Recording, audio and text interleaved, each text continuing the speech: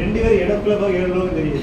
அப்போ உள்ள பார்க்கும்போது பாதாள லோகத்துக்குள்ள, அதாவது பாதாள லோகத்துல மூலாவது சக்கரம் எனக்கு என்னோட கணிப்பு வச்சுருக்காங்க.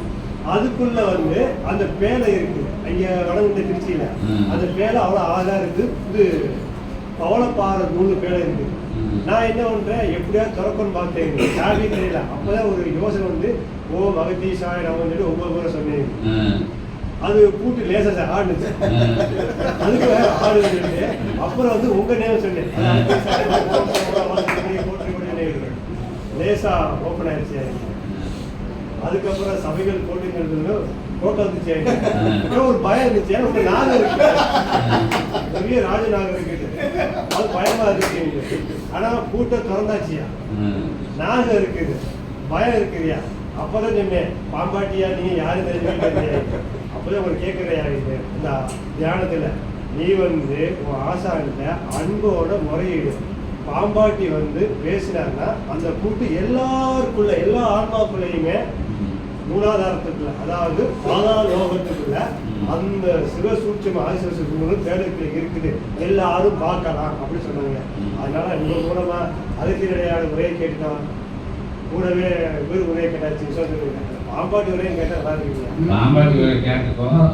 ஆனா நீ எல்லாம் உனக்கு திறந்து பட்டியை காமிக்கிட்டாலும் உனக்கு இறை காட்சியா சொல்லுவாரு. இவன் உரைத்தவாறு பெட்டி பெட்டி பேலை என்றால் இப்போ சபையிலே ஒரு இரும்பு பெட்டியை வைத்து உள்ள ஏதோ வைத்திருக்கிறார்கள். என்ன தேவையில்லை. ஆதி கைலாய சூட்சமன் நூல் என்றால் என்னவென்று அகத்தியன் கூறினோம். இவனுடைய சரணாகதி அடிபடிவு சபையினுடைய அற்புதமான தியாக நிலைக்கு இவன் ஆற்றிய நிலைதனை அகத்தியன் உரைக்க வேண்டுமெனில் இன்னொரு முழு சச்சங்கம் தேவைப்படும். இருந்த பொழுதும் இவனுடைய சரணாகதி அகத்தியத்தை தேடி அலைந்த அத்தகைய நிலைக்காக ஜீவ ஏடுகளின் மூலமாக அகத்தியன் இவனை அழைத்து சென்றோம். ஜீவ ஏடுகள் என்றால் புரியும் யாவருக்கும். அகத்திய ஜீவநாடி நிலையங்களில் இருக்கக்கூடிய அத்துணை சுவடிகளையும் திரு என்கின்ற நாமங்களில் வருகின்ற தலங்களில் இருக்கும் அத்துணை சுவடிகளிலும் இவன் பயணித்திருக்கின்றான். அகத்தியன் உடன் அழைத்து சென்றிருக்கின்றோம். இவன் அயராது ஒன்றாக வந்து பயணித்த பயணத்திற்காக சபை வழங்கி சபைதனிலே ஜீவ ஏடுகளின் மூலமாக இவனுக்கே உரிய ஒரு ஜீவ ஏட்டினை வழங்கினோம். அகத்தியன் இவனுக்கு சொந்தமான ஒரு ஜீவ ஏட்டினை ஒரு நிலையம் அமைத்து அங்கு அதனை படிப்பதற்கென்று ஒருவனை நிர்வகித்து இவன் கரம் கொடுக்கப்பட்ட ஜீவ நாடியாக அது மாற்றம் பெற்று சபையை நடத்தி கொண்டிருந்தது. எவர் மூலமாக? பாம்பாட்டியும் திருமுருகப் பெருமானும் அதனை நிர்வகித்து நடத்தி கொண்டிருந்தார்கள். இவனை தலைமையாக வைத்து ஜீவ ஏடு, அத்தகைய ஜீவ ஏடுகளின் மூலமாக பல்வேறு சீடர்களையும் சபைக்கு அழைத்து அவர்களுக்குள் ஞானத்தை பரப்பி அவர்கள் கர்ம வினைகளை நீக்கி பயணித்த அற்புதமான அத்தகைய தியாக நிலைக்கு இவனை வாழ்த்துவதற்கே ஆதி கைலாய சூட்சமன் நூல் என்னும் நூல் வழங்கப்பட்டது. அந்நூல் எங்கிருந்து என்றால் சிவபெருமானே திரு சிவசூட்சமன் நூலாக வந்து இறங்கினார். அகத்தியன் கரம் தொட்டு அகத்தியன் வந்து இவன் சரீரத்திற்குள் புகுத்தப்பட்டது. அதுதான் ஆதி கைலாய இறை சூட்சமன் நூல். இவனை தாங்கி எவ்வாறு இவன் உரையாடி கொண்டிருக்கின்றானோ இந்த நூலினை இவன் உரைத்தவாறு இவனை உணர்கின்ற பொழுது மூலாதாரத்திலிருந்து எழுந்து குண்டலினி ஆற்றல் நெற்றிக்கண் ஜுவாலையின் மூலமாக கண் திறந்த பொழுதும் அமர்ந்திருக்கின்ற யாவரும் இவன் கண்களுக்கு தெரியாதென்று கூறுகின்றோம். ஓம் அகதீசாய நமः. கண் திறந்த பொழுதும் தவநிலையிலிருந்து மாறாது உரைக்கின்றானே, இதுதான் ஆதி கைலாய சிவசூட்சமன் நூல். இது இவனுக்கும் சீடனுக்கும் இருக்கக்கூடிய பிரபஞ்ச தொடர்பென்று கூறுகின்றோம். ஓம் அகதீசாய. இவன் மூலாதாரமும் ஒன்றாக சரீரத்திற்குள் இணைந்து அத்துணை சக்கர நிலைகளையும் தாண்டி உச்சஸ்தானியில் இருந்து கூறுவதே நூல் என்று கூறுகின்றோம். ஓம் அகதீ. அந்த நூல் இவனுக்குள் இருக்கின்றது. இவன் தான் நூல். இவ்வாறு சச்சங்க விழாக்களுக்கெல்லாம் சித்தன் செல்கின்ற பொழுது மாதத்தில் 6 விழாக்கள் சபையில் நடத்தப்படுகின்றன. 2 சஷ்டி, 2 ஏகாதசி, அமாவாசை, பௌர்ணமி என்ற விழாக்கள் பிரம்ம முகூர்த்த வேளையில் புனர்ஜென்ம கோமாதா பூஜையிலிருந்து துவங்கப்பட்டு நிகழ்த்தப்படுகின்றது. இவ்வாறு சச்சங்கத்திற்கு வெளி நகரங்களுக்கு செல்கின்ற பொழுது மறுநாள் பூஜை சபையில் இருந்தால் அத்தகைய பூஜைக்கு சித்தன் செல்ல முடியாது என்பதற்காக ஒரு வெள்ளி பேலைக்குள், சொர்ண பேலைக்குள் அத்தகைய சபையில் இருக்கக்கூடிய அத்துணை வடிவங்கள் விக்கிரகங்கள் இருக்கின்றதே, அதை அனைத்தும் உலோகங்களால் செய்யப்பட்டு பேழைக்குள் வைக்கப்பட்டு இருக்கின்றது. அதுதான் இறை சூட்சமன் நூல் பேழை, இவன் உரைத்த பேழை. அத்தகைய பேலை யார் என்றால் இவன்தான் பேலை, இவன்தான் நூல், இவன்தான் சித்தன், இவன்தான் சபை, இவன்தான் அனைத்தும், இவன்தான் பேழைக்குள் இருப்பான். அதை மட்டும் நீர் காணவில்லை என்று கூறுகின்றார். பாம்பு வடிவில் இவன்தான் அமர்ந்திருக்கின்றான் என்று கூறுகின்றோம்.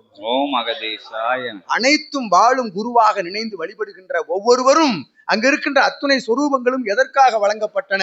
அங்க இருக்கக்கூடிய லிங்க வடிவம் உள்ளதே, 30 முக்கோடி தேவர்களும் நவகோடி சித்தர்களும் இறைகணங்களும் ஒன்றாக சேர்ந்த சிவலிங்கம், இவனுடைய தவத்தில் சிவபெருமானும் தேவி பார்வதியும் பரிசாக கொடுத்த லிங்கம் அங்கு பிரதிஷ்டை செய்யப்பட்டிருக்கின்றது என்று கூறுகின்றோம்.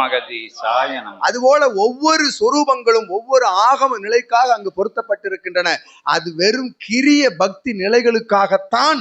நீங்கள் வருவதற்கு உங்களுக்கு கண்களுக்கு ஒரு காட்சி வேண்டும் என்பதற்காக அபிஷேகங்கள், ஆராதனை, நெய்வேத்திய நிகழ்வுகள் நடக்கின்றன.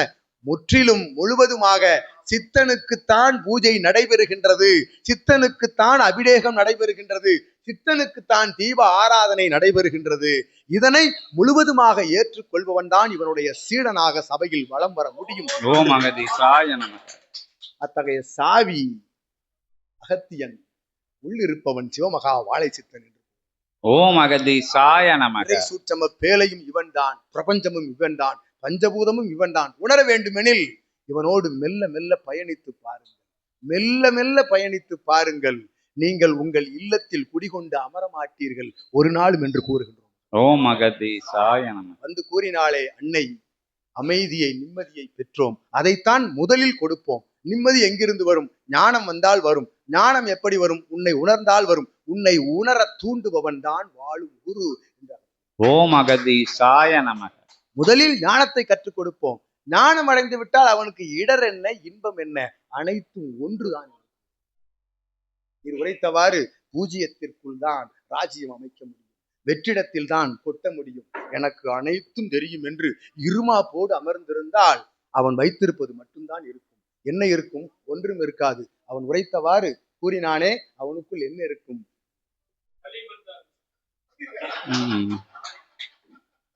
இதுதான் ஞானம்.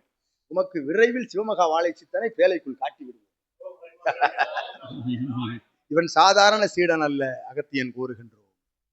ஒவ்வொரு சீடனும் ஒவ்வொருவனுக்கு சளைத்தவன் அல்ல.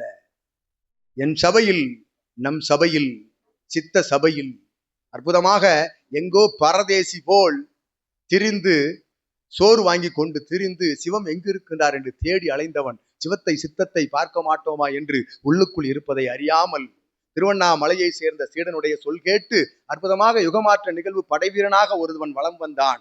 அத்தகைய திருவண்ணாமலையில் அவன் சொல் கேட்டு ஏற்றமுடன் சபை நாடி வந்த அக்கணமே இவனை உணர்ந்தான். அங்கிருந்தும் சென்றான். சென்று விட்டு வருவோம், இருக்க முடியாதல்லவா? நான் உரைத்தவாறு மெல்ல மெல்ல பயணித்தால் தெரியும். உணர்ந்தான் மெல்ல.